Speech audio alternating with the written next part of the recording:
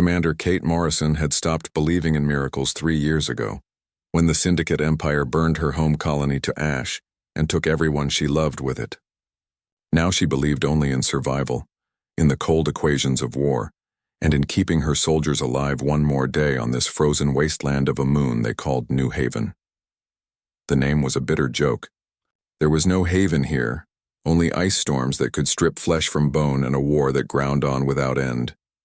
She sat in her small shelter at the edge of the military outpost, reviewing casualty reports on a cracked datapad. Another patrol lost to the cold, another supply convoy ambushed, another day of slow defeat. The wind howled outside like a living thing that wanted to devour them all. Kate pulled her thermal jacket tighter and wondered how much longer they could hold this position before command ordered a full retreat. The proximity alarm chimed softly. Something was moving outside, coming closer to her shelter. Kate grabbed her plasma rifle and checked the sensor display. The readings made no sense. The heat signature was too low for any human or known syndicate species. Whatever was out there should have been frozen solid hours ago. She moved to the door control panel and hesitated. Opening the door meant letting in the killing cold. It also meant exposing herself to potential attack. The motion sensor showed the thing had stopped right outside her door. It was not moving anymore. Kate made a decision that would change everything. She opened the door. The ice storm blasted into her shelter with the force of a physical blow. Kate squinted against the razor wind and saw something collapsed in the snow just beyond her threshold. It was humanoid but wrong in ways her brain struggled to process. Too tall and too thin with elongated limbs that seemed to bend in too many places. Its clothing was made of materials that shimmered even under the harsh floodlights, fabric that looked like woven starlight. Kate grabbed the figure under its arms and dragged it inside. The door slammed shut behind them, cutting off the storm. She laid the stranger on the floor and got her first clear look at what she had just rescued. The being was female, that much was obvious, but she was like no woman Kate had ever seen. Her face was angular and sharp, with cheekbones that could cut glass and a jawline that tapered to an almost pointed chin. But it was her ears that made Kate stop breathing. They were long and swept back, tapering to delicate points that extended nearly 6 inches from her head. The stranger wore her hair in elaborate braids woven with some kind of crystalline beads that pulsed with faint inner light. Kate checked for a pulse and found one, slow and weak, but steady. The stranger was hypothermic, her lips blue and her skin pale as fresh snow. Kate began emergency warming procedures, wrapping the woman in thermal blankets and placing heat packs around her core. As she worked, she noticed other impossible things. The stranger had 6 fingers on each hand instead of 5. Her skin had a faint iridescent quality like oil on water. Most disturbing of all, there was something moving under the thermal blanket with her. Kate pulled the blanket back carefully and nearly dropped her medical scanner. Curled against the stranger's chest was a creature that should not exist. It was roughly the size of a large cat, covered in scales that shifted between deep purple and midnight blue. It had 4 legs, 2 wings folded against its serpentine body, and a wedge-shaped head with closed eyes. A dragon. A living, breathing dragon barely bigger than Kate's 2 fists. The small creature was in even worse condition than its companion. Its scales were dull and cracked, and its breathing came in shallow gasps. Kate had no idea how to treat it. She had no idea how to treat either of them. This was beyond her training, beyond her understanding of what was real and possible. The stranger's eyes opened suddenly, and Kate found herself staring into pupils that were vertical slits like a cat's, set in irises of molten gold. The woman tried to speak, her lips forming words in a language that sounded like crystal chimes and distant thunder. Kate understood nothing except the desperation in her voice. The woman's hand reached out and gripped Kate's wrist with surprising strength. The touch sent a jolt through Kate's nervous system like touching a live wire, and suddenly images flooded her mind. She saw worlds burning, saw rifts torn in the fabric of space itself, saw armies of creatures both beautiful and terrible, waging war across dimensions she had no names for. She saw this woman standing at the center of it all, power radiating from her like a dark sun, making choices that doomed billions. Kate jerked her hand away, gasping. The stranger said something else, and this time Kate caught fragments of meaning.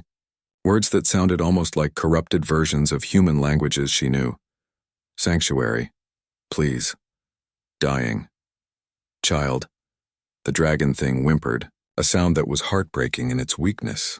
The stranger pulled it closer to her chest, cradling it like a mother protecting her baby. Her golden eyes locked onto Kate's, and in them Kate saw something she recognized. Not the cosmic horror of those visions, not the alien wrongness of this impossible being, but something profoundly human. Desperation, fear, the primal need to protect something precious at any cost. Kate made her second decision. She reached out and placed her hand on the dragon's head, feeling scales that were cold as ice under her palm. She did not know what these beings were or where they came from. She did not know if helping them was the right choice or a terrible mistake. But she knew what it felt like to lose everything, to be alone and dying in the cold, to need help and find only locked doors. She would not be another locked door. Kate worked through the night, using every medical technique she knew and improvising the rest. She raised the shelter's internal temperature to dangerous levels, burning through power reserves she could not afford to waste. She administered stimulants and nutrients designed for human biology, and hoped they would not poison alien systems she did not understand. She talked to the stranger in soft tones, not knowing if the woman understood but hoping the intent came through. Gradually, color returned to the stranger's face. The dragon's breathing became stronger and more regular, as dawn broke over the frozen moon, painting the ice fields in shades of pink and gold. The stranger finally spoke in words Kate could understand. "My name is Lyra," she said, her accent strange but her meaning clear. "This is Ember. Thank you for your warmth. Thank you for your compassion." Kate nodded, exhaustion making her movements slow. She wanted to ask 1,000 questions. She wanted to know what Lyra was, where she came from, why she was here. But those questions could wait. For now, it was enough that both of them were alive. Outside, the ice storm had passed, leaving the world clean and bright and deadly cold. Inside Kate's shelter, two impossibilities slept wrapped in thermal blankets while a human woman sat watch and wondered what she had just unleashed upon her world. She did not know yet that she had just made the choice that would end a war, bridge dimensions, and redefine what it meant to be human in a universe far stranger than anyone had dreamed. All she knew was that something freezing had crawled into her shelter seeking warmth and compassion, and she had given both freely. In a galaxy where mercy was weakness and kindness was a liability, Kate Morrison had chosen to be kind. That choice would echo across realities. Kate made the decision in the cold light of morning. She could not report what she had found. The moment she told Command about Lyra and Ember, they would become specimens to be studied, dissected, exploited for whatever military advantage their alien biology could provide. Kate had seen what military science did to captured Syndicate soldiers. She would not subject any living being to that horror, no matter how strange or impossible they might be. The abandoned lower levels of the outpost became their sanctuary. Kate had explored those corridors once before during her first week on New Haven. They were old mining tunnels from when this moon was still being surveyed for resources, now sealed off and forgotten. The environmental systems barely worked down there, and the lighting was intermittent at best, but that made them perfect for hiding two beings who should not exist. She smuggled Lyra and Ember down in the dead of night, using maintenance shafts and service corridors that most soldiers did not even know existed. Lyra could walk now, though she moved with obvious pain and weakness. Ember rode on her shoulder, wrapped around her neck like a living scarf, his small body trembling with effort. Kate set up a living space in one of the larger chambers. She brought blankets and portable heaters, food synthesizers and medical supplies, everything she could steal without raising suspicion. It was not much, but it was warm and safe. Lyra touched the rough walls with her six-fingered hands and spoke in that musical voice of hers. "You risk much for strangers," she said. "Why do you show us this kindness?" Kate did not have a good answer. She settled for the truth. "Because you needed help. Because turning you away would make me into something I do not want to be." Lyra studied her with those unsettling golden eyes. "In my world, such compassion is considered weakness. The strong devour the weak, and mercy is a luxury only fools can afford." Kate shrugged. "Then maybe humans are fools, but we are alive and we are surviving, so perhaps our foolishness works well enough." Over the following days, Kate fell into a dangerous routine. She performed her duties as commander during normal hours, maintaining the facade that everything was normal. Then she would slip away during her off shifts, bringing supplies to the lower levels and spending what little free time she had with Lyra and Ember. She told herself it was necessary to monitor them, to ensure they did not pose a threat. The truth was more complicated. She found herself drawn to them in ways she could not explain. Lyra taught her fragments of her language, and Kate taught Lyra more human words. They communicated in a pidgin mixture of both tongues, supplemented by gestures and sometimes by those strange mental flashes that occurred when they touched. Kate learned that Lyra's people were called the Etheri, and that they came from a dimension parallel to this one. She learned that Ember was not just a pet but a partner, bonded to Lyra through rituals that Kate could barely comprehend. She learned other things too, darker things that came through in nightmares and sudden visions. Lyra had been a general, a leader of armies. She had made choices that destroyed worlds, the rifts between dimensions, the tears in reality that had allowed the Syndicate Empire to invade human space in the first place. Those were Lyra's doing. She had opened them deliberately, seeking to save her dying civilization by merging dimensions. Instead, she had unleashed chaos on multiple realities and awakened something ancient and hungry that fed on the boundaries between worlds. Lyra called it the void hunger, and the fear in her voice when she spoke of it made Kate's blood run cold. Lieutenant Amy Brooks noticed the changes first. Amy had been Kate's second-in-command for 2 years, and they had saved each other's lives more times than either could count. Amy knew Kate better than anyone, which made her the most dangerous person to have around when Kate was keeping secrets. Amy started asking questions. Why was Kate always tired these days? Why were medical supplies going missing from storage? Why were the environmental systems in the lower levels suddenly drawing power when those areas were supposed to be sealed? Kate deflected and misdirected, but Amy was persistent. She was also smart enough to start her own investigation. Meanwhile, Ember was getting worse. The little dragon's scales lost more of their color each day, fading from vibrant purple and blue to dull gray. He stopped eating. He barely moved. Lyra held him constantly, singing to him in her crystal chime language, but nothing helped. The dragon was dying. Lyra explained it to Kate in halting words heavy with grief. Ember needs the resonance field, the energy that exists between dimensions. In my world, it is everywhere, as common as your air. Here there is nothing. He is suffocating slowly, and I cannot save him. Kate felt panic rise in her chest. There has to be something we can do, some way to help him. Lyra's golden eyes were haunted. There is one way, a bonding ritual that my people use in desperate times. I can link Ember's life force to another living being, using them as an anchor to sustain him. But it is dangerous. The bond is permanent. The anchor will share Ember's pain and emotions. They will carry part of his soul within them for as long as they both live. Kate did not hesitate. Do it. Use me as the anchor. You do not understand what you are offering. The bond will change you. You will never be fully human again. Kate looked at the dying dragon, remembering how he had whimpered in pain that first night. She thought about Lyra's desperate flight across dimensions, seeking sanctuary in a hostile reality. She thought about compassion and what it meant to actually care about someone other than yourself. I understand enough, Kate said. Do it before he dies. The ritual took hours. Lyra drew symbols on the floor with some kind of luminescent paste that she produced from a hidden pouch. She placed Kate and Ember at the center of the design and began to sing. The sound was like nothing Kate had ever heard, both beautiful and terrifying, a melody that seemed to resonate in her bones and make her teeth ache. The pain began slowly, a tingling sensation in Kate's chest that spread outward like fire through her veins. She felt Ember's presence entering her mind, his fear and pain and desperate hunger for life. She felt Lyra's power flowing through them both, binding them together with threads of living energy. The world dissolved into white light and agony. When Kate woke, everything had changed. She could feel Ember inside her mind, not as a separate consciousness, but as part of herself. His emotions were her emotions, his senses layered over her own. When she opened her eyes, she saw the world in colors that had no names, wavelengths of light that human eyes should not perceive.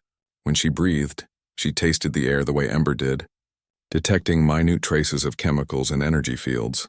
Most disturbing of all, she could feel Lyra. The bond had connected all three of them, creating a link that went beyond words or touch. Kate could sense Lyra's thoughts hovering at the edges of her own. She could feel the weight of centuries pressing down on the elf woman's soul.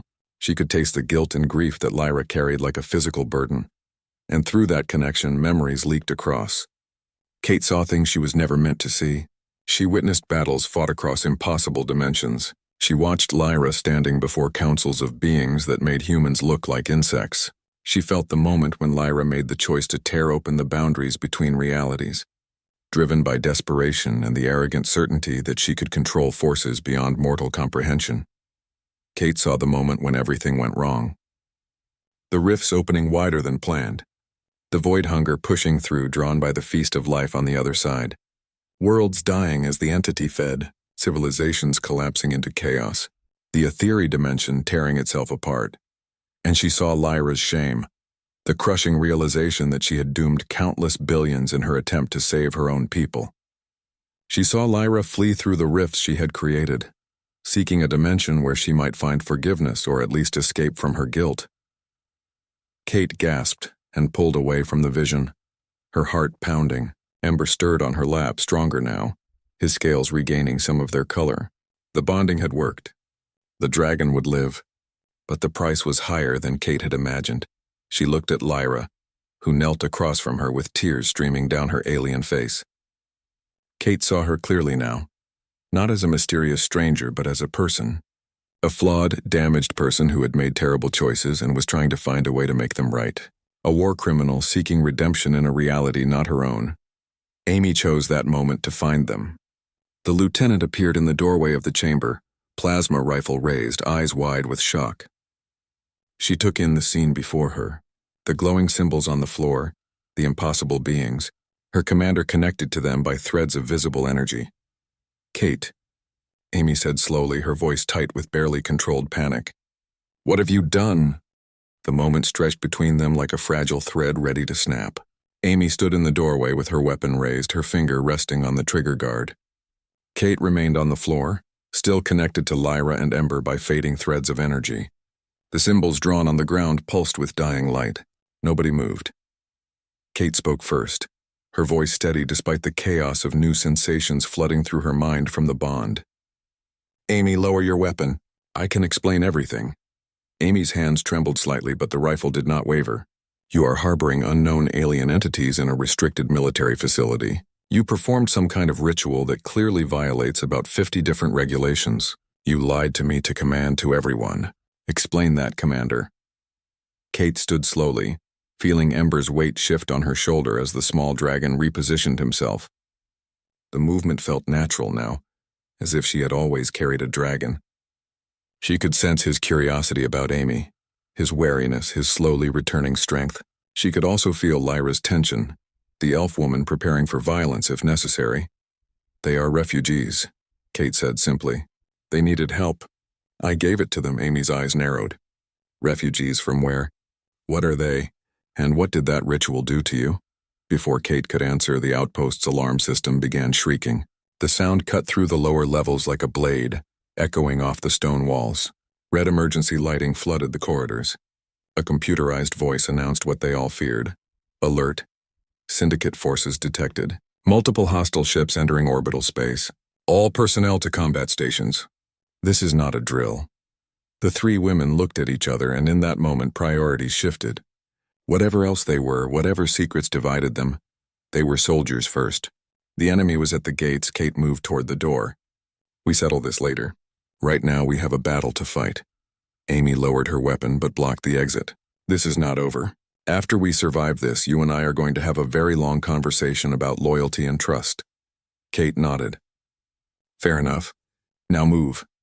They rushed through the corridors toward the upper levels, Lyra and Ember following behind. Kate could hear explosions already, the distinctive thunder of orbital bombardment striking the outpost's shields. Through the bond, she felt Ember's fear and excitement mixing together. She felt Lyra's combat instincts activating, centuries of warrior training flooding to the surface. When they reached the command center, chaos greeted them. Screens showed dozens of syndicate ships in formation above the moon. But something was wrong. The ships were not attacking the military installations. They were concentrating their fire on one specific area, the lower levels. They were bombing the abandoned mining tunnels where Kate had hidden Lyra and Ember. Captain, One of the tactical officers called out, "They are not targeting our defenses. They are digging straight down toward Sector 7. It makes no tactical sense. Kate's blood went cold. They knew. Somehow the syndicate knew exactly where Lyra was hiding. This was not a random attack. It was a hunting expedition. Lyra stepped forward, her alien features drawing shocked stares from every person in the command center. Her voice was calm but filled with ancient sorrow. "They hunt me. They have always hunted me. I am sorry that I brought this war to your doorstep." Amy stared at the screens, her tactical mind processing the situation. "They are not trying to destroy the outpost. They are trying to capture something." Her eyes swung to Lyra. "They are trying to capture you." Before anyone could respond, the building shook with tremendous force. The shields failed with a sound like breaking glass. Emergency systems kicked in as the main power grid went down. Through the windows, Kate could see syndicate dropships descending like metal vultures. Kate made the call. "All personnel, arm yourselves. Prepare to repel boarders. Evacuate all non-combat staff to the emergency shelters." She turned to Lyra. "Can you fight?" Lyra's golden eyes flashed with something ancient and deadly. "I have fought wars that lasted centuries. I can fight." The syndicate soldiers came in waves. They breached the outer walls with plasma cutters and poured into the corridors like a flood. Kate's forces met them with desperate resistance, but they were outnumbered 3-1. The battle turned the outpost into a maze of gunfire and screaming, and the acrid smell of burning metal.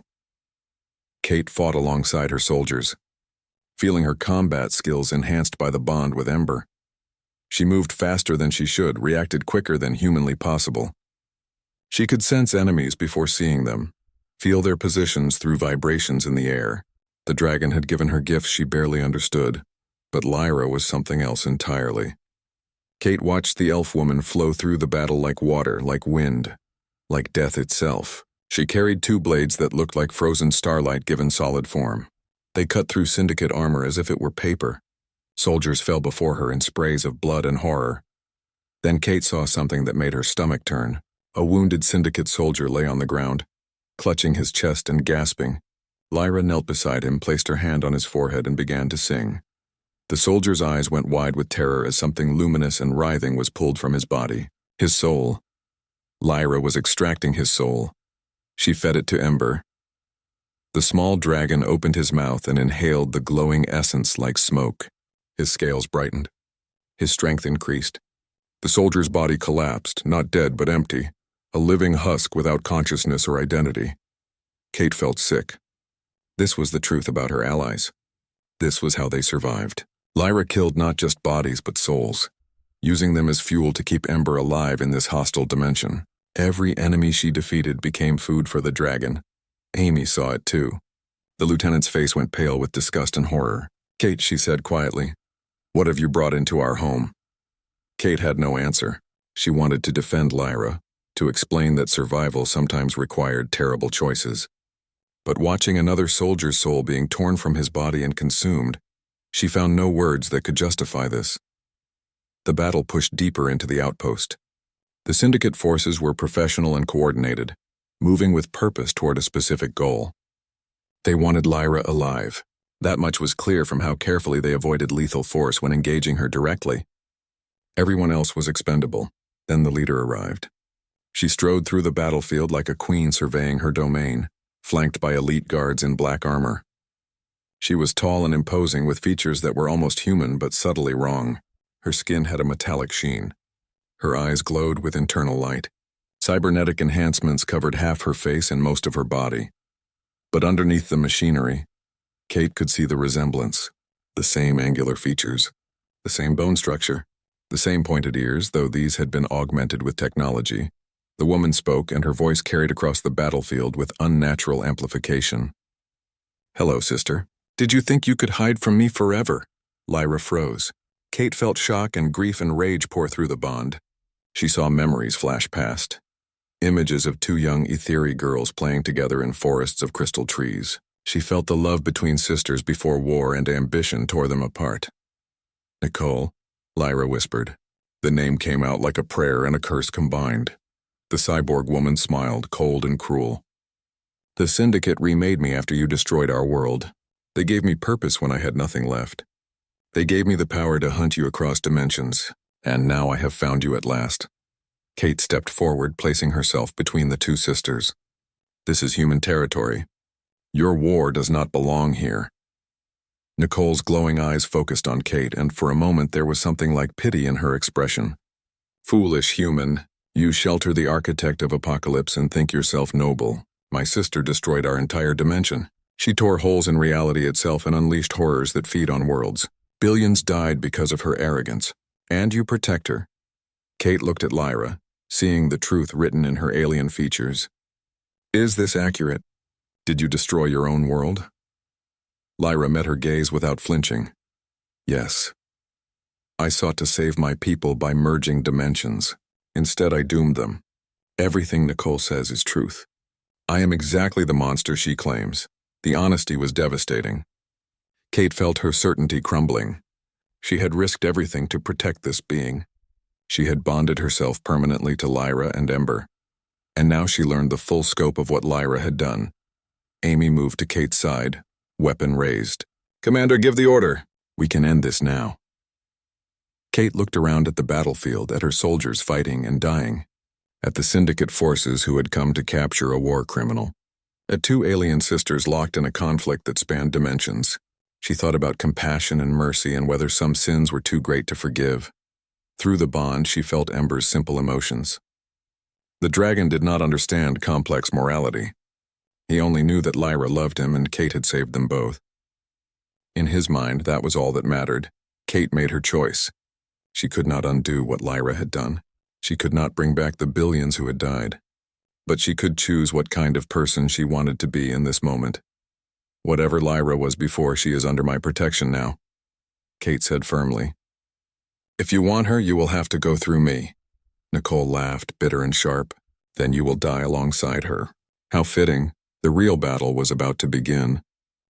The fight between the two sisters began with a sound like reality itself screaming. Nicole raised her cybernetically enhanced arms and unleashed beams of concentrated energy that tore through walls and melted metal. Lyra responded with her blades of frozen starlight, deflecting the blasts and sending them careening into the ceiling. The impact sent chunks of debris raining down on everyone. Kate grabbed Amy and pulled her behind cover as the battlefield transformed into something far more dangerous than a simple military engagement. This was not human warfare. This was dimensional combat between beings who commanded forces that physics could barely contain. Every clash between the sisters sent shockwaves that made the air shimmer and twist. Evacuate the civilians, Kate shouted to Amy over the roar of colliding energies.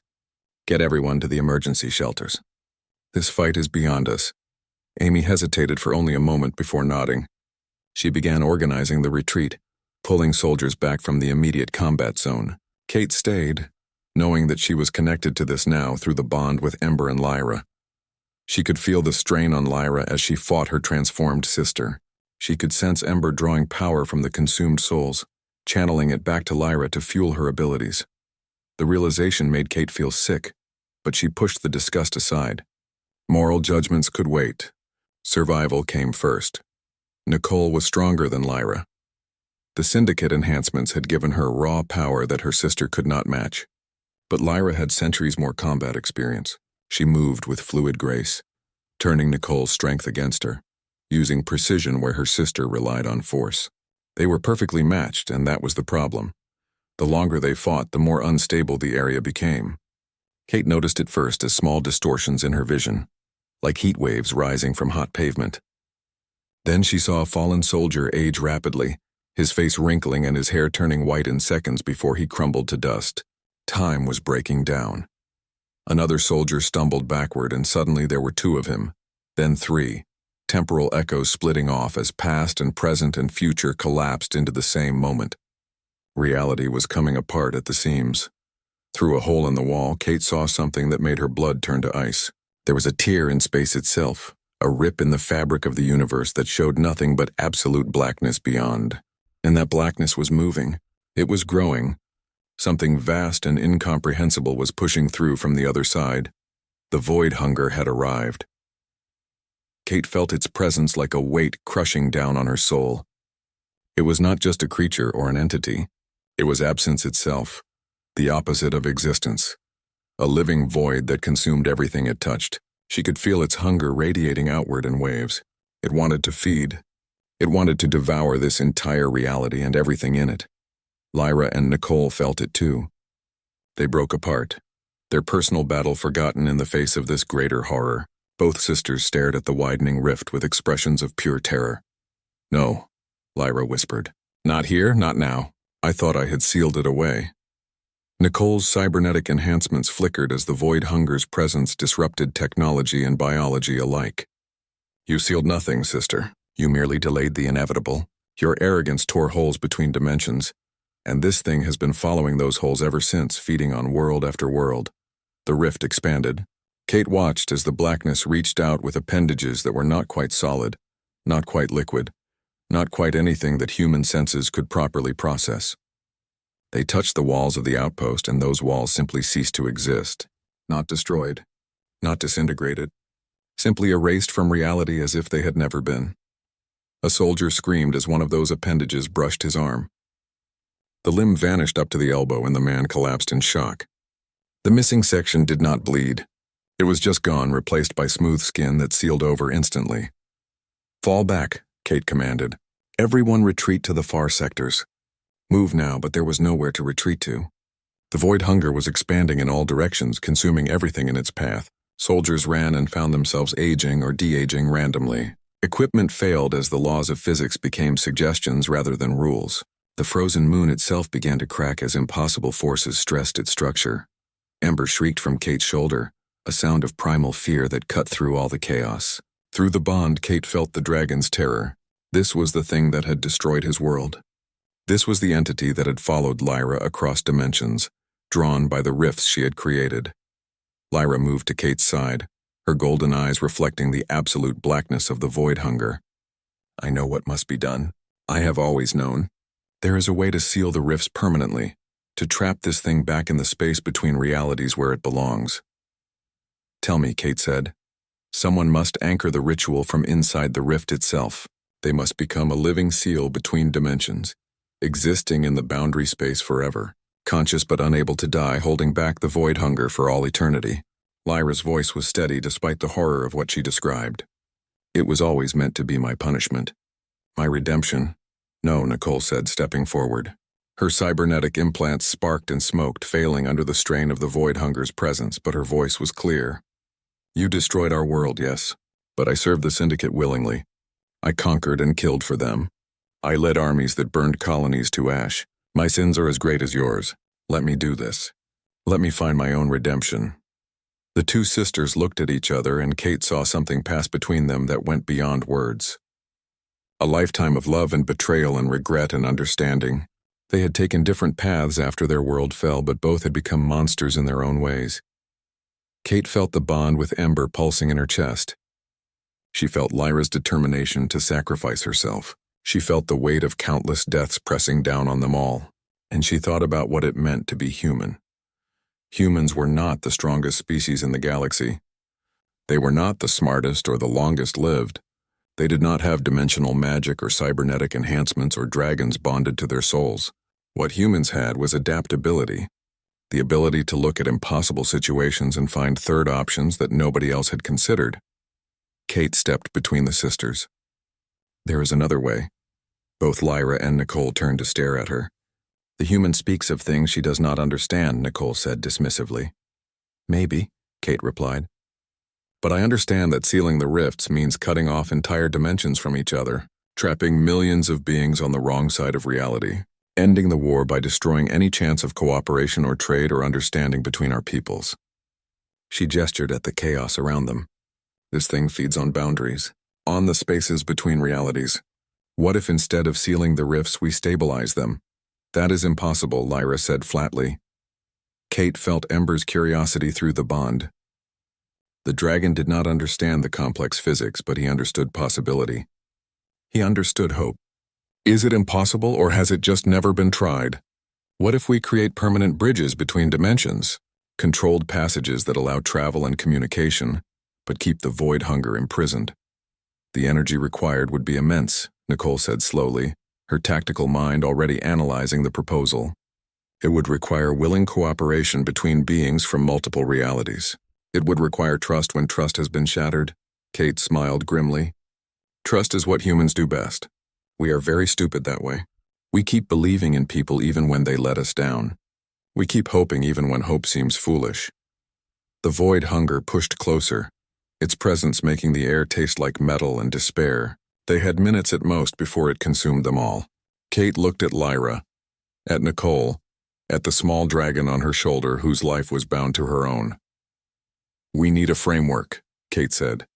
Something to anchor the ritual, something alive and willing. Ember understands, Lyra said quietly. Through the bond, Kate felt the dragon's acceptance. He offers himself. His body will become the structure that holds the bridges stable.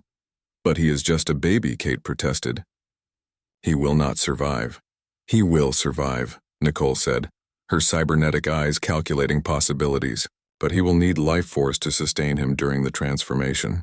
Dozens of volunteers linking their energy to his. She looked at Lyra. And he will need someone to guide the ritual, someone who understands dimensional manipulation. The two sisters moved closer together, and for the first time in centuries they stood side by side as allies instead of enemies. Kate felt Amy appear at her shoulder, followed by other soldiers who had not fled. Syndicate troops emerged from cover, their weapons lowered. Enemies became partners in the face of extinction. This is insane, Amy muttered. We are trusting our lives to alien magic and a plan made up 5 minutes ago. Kate grinned despite everything. That is the most human thing we have ever done. Welcome to humanity, Lieutenant. We specialize in insane. The ritual began as reality itself trembled on the edge of collapse. Volunteers came forward without hesitation. Human soldiers stood beside syndicate troops who moments before had been trying to kill them. Amy stepped up first, placing her hand on Kate's shoulder. If you are doing this insane thing, then I am with you, Commander. Others followed. 20 volunteers in total, then 30, then 40.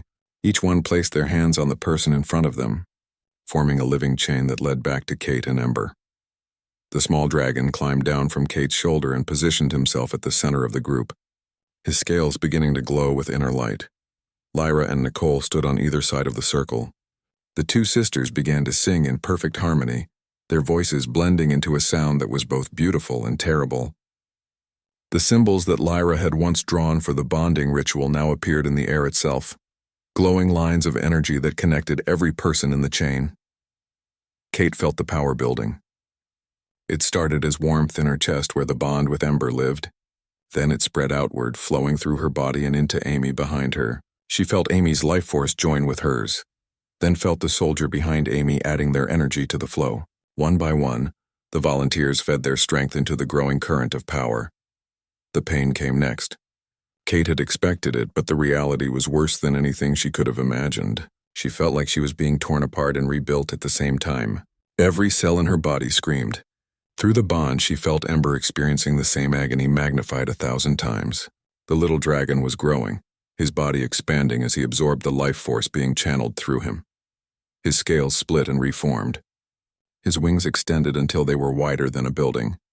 His body stretched and twisted, transforming from something small and cute into something magnificent and terrible. But he was still Ember. Through all the changes, Kate could feel his essential self remaining intact. He was still the frightened creature who had nearly died in the cold. He was still the dragon she had saved. The void hunger pressed closer. Its appendages of impossible darkness reached for them, hungry to consume the feast of life energy being generated by the ritual. Kate felt its presence like ice water in her veins. She experienced its endless appetite, the emptiness that could never be filled, the hunger that had existed since before time had meaning. But she also felt something else. She felt every death that the rifts had caused, every world that had burned, every family torn apart by dimensional war. She lived through centuries of suffering in the span of seconds. She witnessed Lyra's original sin, the moment when arrogance and desperation had led to catastrophe. She felt the weight of billions of souls crying out for justice. The temptation to give up was overwhelming. The pain was too much. The guilt was too heavy. Kate's resolve began to crack. Then she remembered why she had started this. She remembered a freezing alien crawling into her shelter, desperate and dying. She remembered making the choice to help when it would have been easier to turn away. She remembered the simple act of compassion that had led to this moment. That memory became her anchor. Kate focused on it, holding tight to the warmth she had felt when she first wrapped Lyra in thermal blankets. The satisfaction of saving a life when death would have been so easy. The fundamental human stubbornness that refused to accept that some beings were beyond redemption. Her resolve hardened into something unbreakable. The pain continued, but she endured it. The void hunger pressed closer, but she held firm. Through the bond, she felt others drawing strength from her determination. Amy's loyalty, the volunteers' courage. Even Lyra and Nicole found hope in Kate's refusal to surrender. Ember completed his transformation. He was massive now, his body spanning the length of the entire chamber. His scales were like crystalline mirrors reflecting light that came from dimensions beyond normal perception. His wings were membranes of pure energy stretched across frames of living bone. He was no longer just a dragon. He had become something new, something that existed between realities. The two sisters raised their voices in the final verse of the ritual. The power reached its peak. Kate felt her consciousness expanding, spreading out beyond her body to touch the minds of everyone in the chain. She was Amy and Amy was her. She was the Syndicate soldiers and they were her. She was Lyra and Nicole and every volunteer who had given themselves to this desperate gamble. And together, they pushed back against the void hunger. It was not a physical battle. It was a contest of wills, of existence against non-existence, of hope against despair. The void hunger wanted to consume everything. Kate and her allies wanted to live. The two forces collided with reality itself hanging in the balance. For a moment that lasted forever, the outcome was uncertain. Then Kate felt something shift. The volunteers were not just feeding power into Ember. They were feeding their stories, their memories, their reasons for living. Every joke Amy had ever told. Every letter a soldier had written home. Every meal shared, every friendship formed, every small kindness given without expectation of reward. Humans were not powerful individually, but they were connected in ways that transcended physics. They built communities. They formed bonds. They cared about each other even when logic said they should not. And that caring became a weapon more potent than any dimensional magic. The void hunger recoiled. It could consume matter and energy, but it could not consume meaning. It could devour worlds, but it could not devour hope. The stories and connections flowing through the ritual formed a barrier it could not cross. Ember roared, and the sound contained frequencies from a dozen different dimensions. His transformed body became the framework upon which a new reality was built. The rifts stopped expanding. They stabilized, becoming permanent doorways instead of wounds.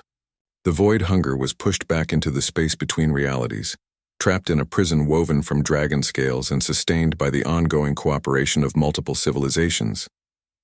The ritual ended. Kate collapsed to the ground, gasping. Around her, volunteers fell to their knees, exhausted but alive. Ember settled his massive form around them protectively, his presence warm despite his crystalline appearance. The void hunger was gone, sealed away behind barriers that would hold as long as people from different realities continued to work together. The war ended that day. Not with victory or defeat, but with transformation. The rifts became what Kate had envisioned, controlled passages between dimensions that future generations would call the ether gates. Travel and trade between realities became possible, monitored and regulated to prevent catastrophe. Kate became the first guardian of the ether gates. The bond with Ember had changed her in fundamental ways, extending her lifespan far beyond normal human limits. She would live to see peace establish itself, to watch former enemies become trading partners, to witness the birth of a new era. Lyra chose voluntary exile. She walked the dimensions she had once sought to destroy, now working to heal the damage her arrogance had caused. Sometimes Kate would see her at the gates, passing through on another mission of redemption. They would nod to each other, two beings connected forever by choices made in desperation and bonds forged in necessity.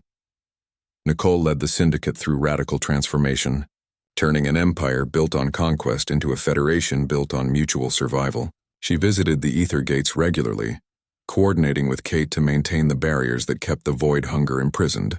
The two former enemies became partners in peace. Amy took command of New Haven, which transformed from a desperate military outpost into the diplomatic capital of the multidimensional alliance. The frozen moon where war had nearly ended everything became the birthplace of cooperation between realities. Years passed, then decades.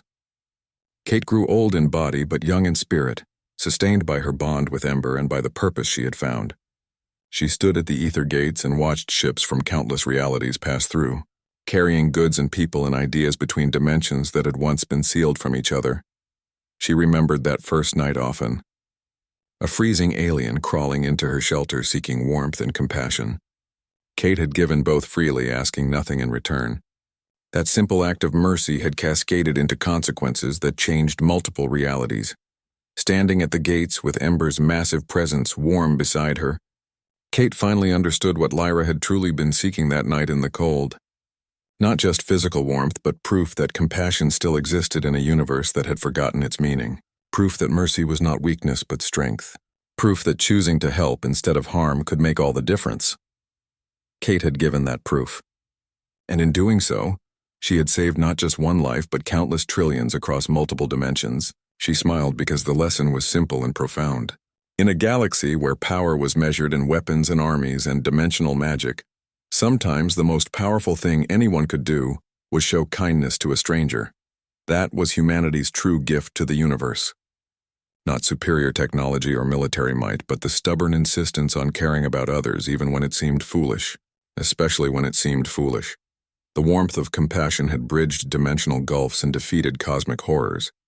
And it all started because one human refused to turn away someone who needed help. That choice echoed across realities, and would continue echoing forever.